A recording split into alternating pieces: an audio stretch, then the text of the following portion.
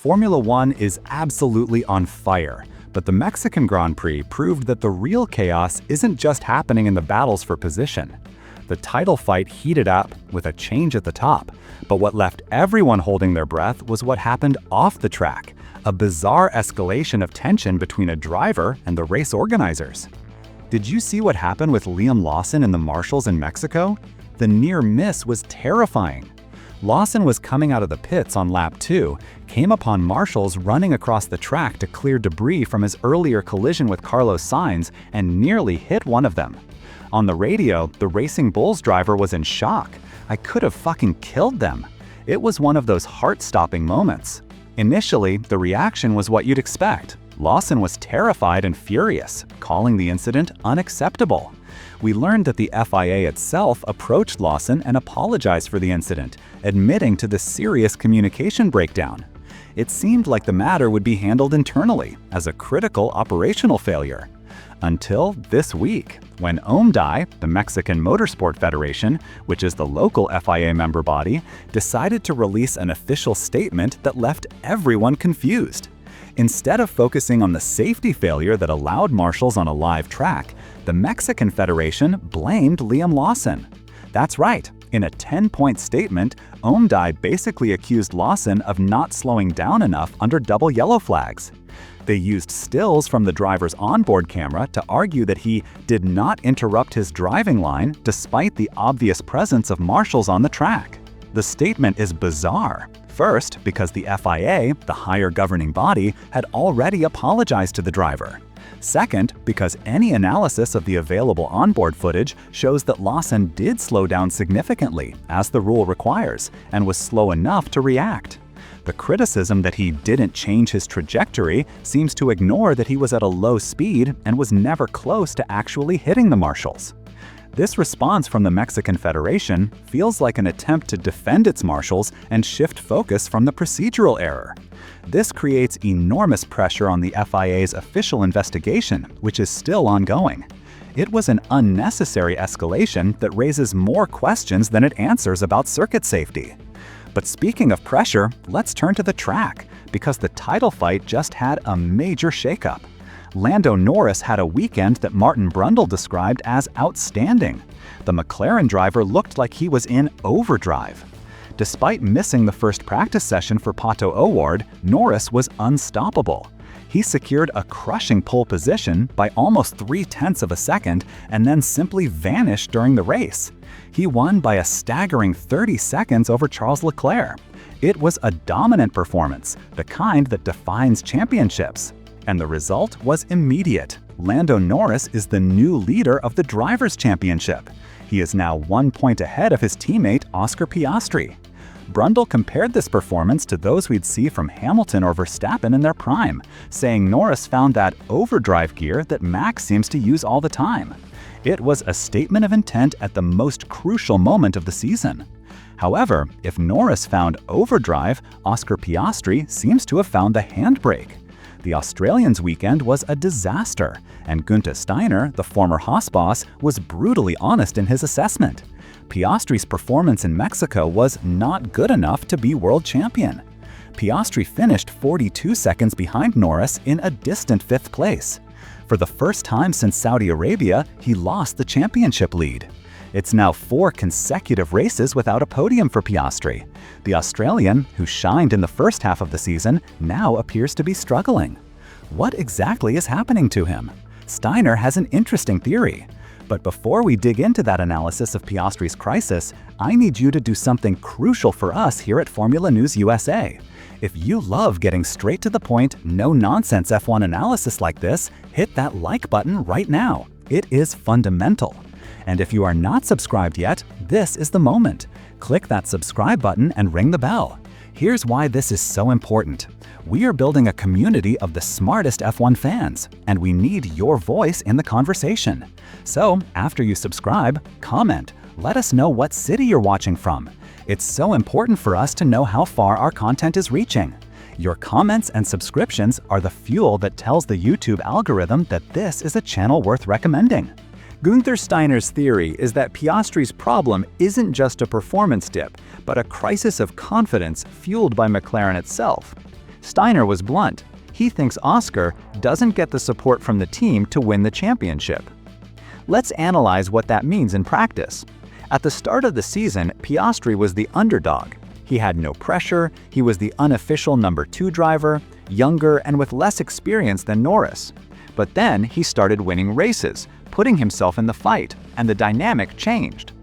That's when, according to Steiner, the papaya rules began. Those confusing team orders we saw: let Lando pass, now you attack, now you hold.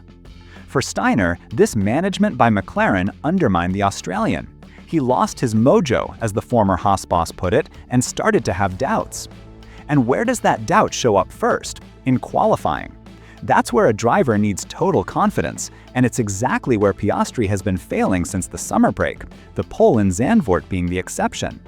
Mexico was the summary of his issues: a bad qualifying lap, a compromised starting position, and, as Steiner said, no chance to win.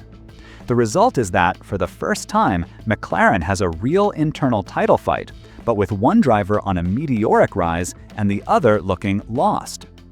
But if the fight at McLaren is boiling over behind the scenes, off the track, a historic legal battle had a decisive week. As we've been following closely here at Formula News USA, this was the week of the preliminary hearings for Felipe Massa's case against the FIA, FOM, and Bernie Ecclestone. On the third day of our special coverage, the hearings at the High Court in London concluded this Friday. What was at stake wasn't yet the merit of the case, whether Massa should be declared champion or receive compensation, but something prior: whether Massa's lawsuit even has a legal basis to proceed in the English courts.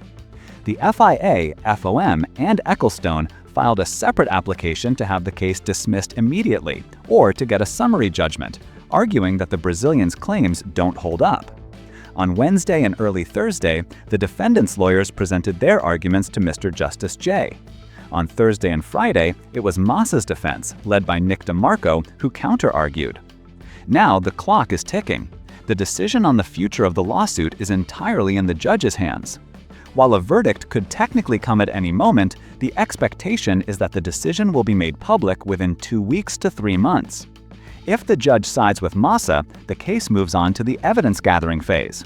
If he sides with the defendants, the case is dismissed, though Massa's defense can still appeal. And what was said in these hearings? Felipe Massa was present in the courtroom, Court 73, and watched closely. According to reports, his lawyer, Nick DeMarco, focused on the conspiracy and deliberate concealment by Ecclestone and then FIA President Max Mosley. The central argument is that Massa was only able to file this suit now because of that infamous 2023 interview from Ecclestone, where he admitted to knowing about Nelson Piquet Jr.'s intentional crash back in 2008.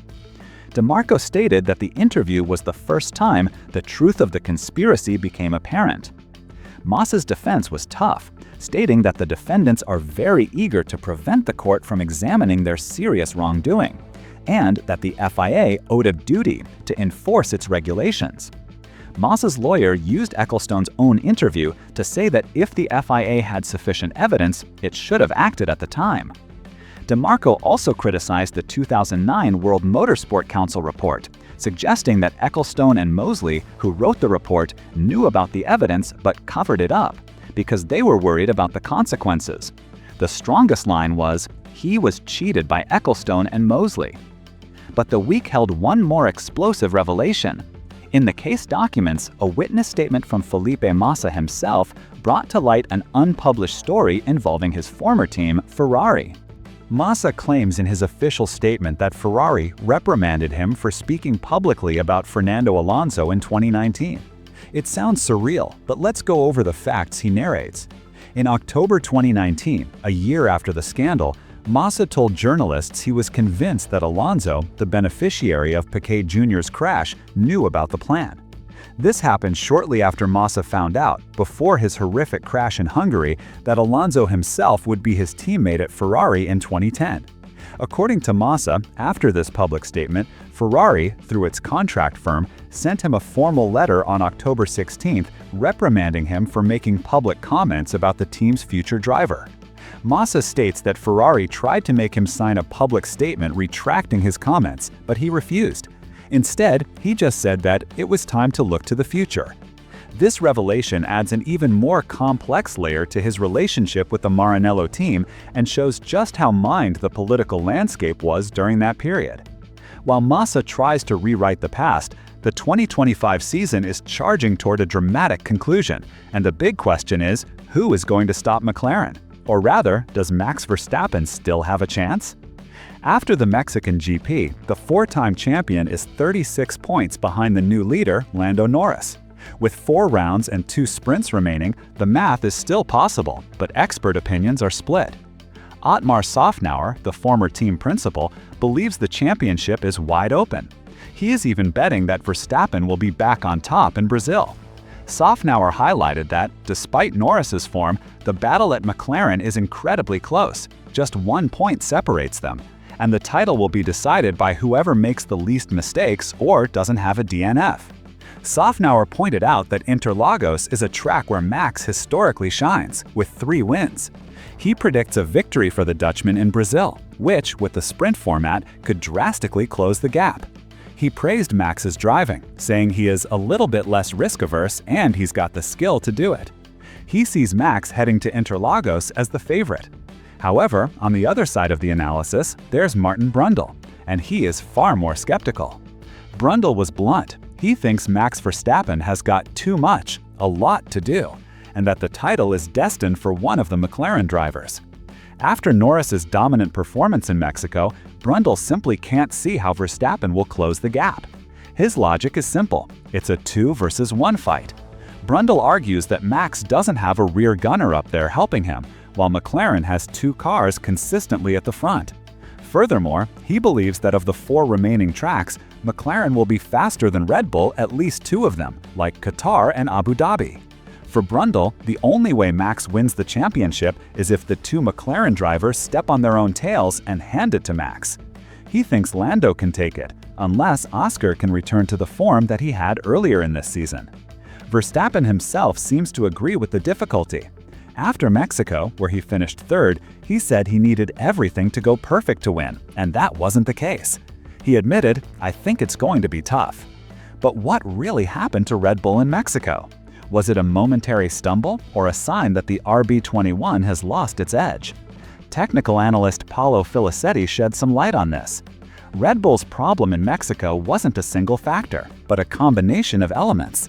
The main issue, which Verstappen complained about all weekend, was the extremely low grip. The altitude of Mexico City, with its thin air, drastically reduces downforce, not just from the wings, but especially from the floor. Red Bull brought a modification to the side edge of the floor in Mexico designed to optimize airflow at the bottom. They ran extensive flow-vis tests to ensure the flow wasn't detaching from the bodywork. This floor, which is modular and was introduced at Monza, had been working very well. However, in Mexico-specific conditions, it underperformed. The RB21, according to Filicetti, is not the car that generates the most downforce from its bodywork. In contrast, the McLaren, in Lando Norris's hands, found a perfect setup that maximized its performance despite the low overall downforce. The massive gap between Norris and Piastri shows just how narrow the setup window was.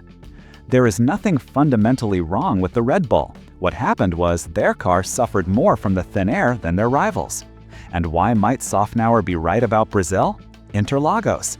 Although it's also at a moderate altitude, around 700 meters, the layout favors a medium to high downforce setup. This is exactly where the RB21's rediscovered balance can shine, especially in the middle sector, where traction is key. Red Bull should be back.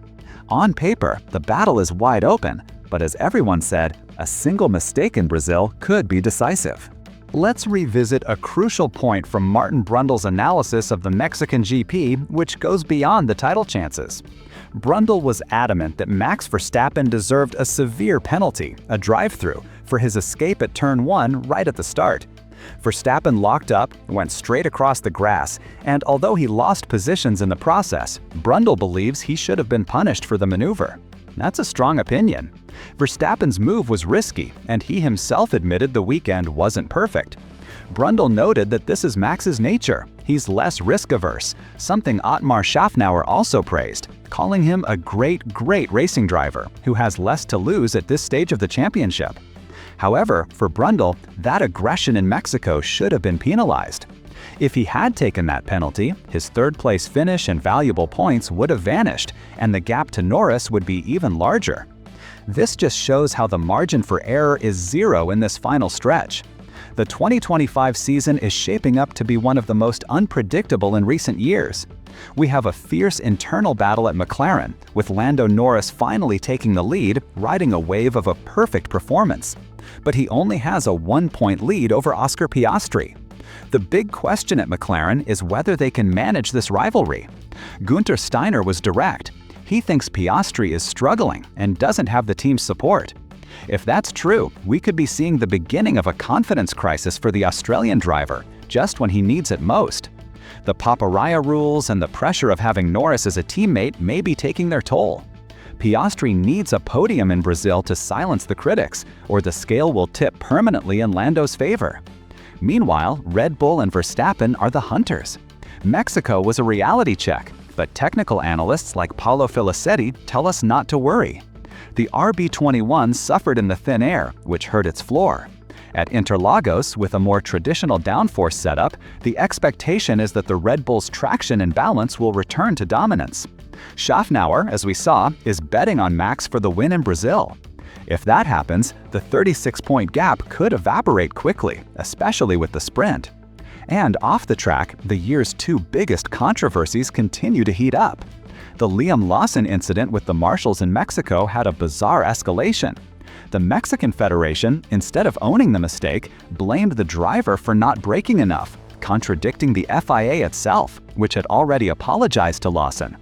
The FIA's official investigation into this safety failure is now under enormous pressure to provide a clear answer.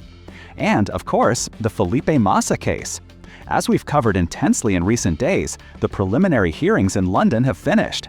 Judge Robert J. now decides if the lawsuit continues.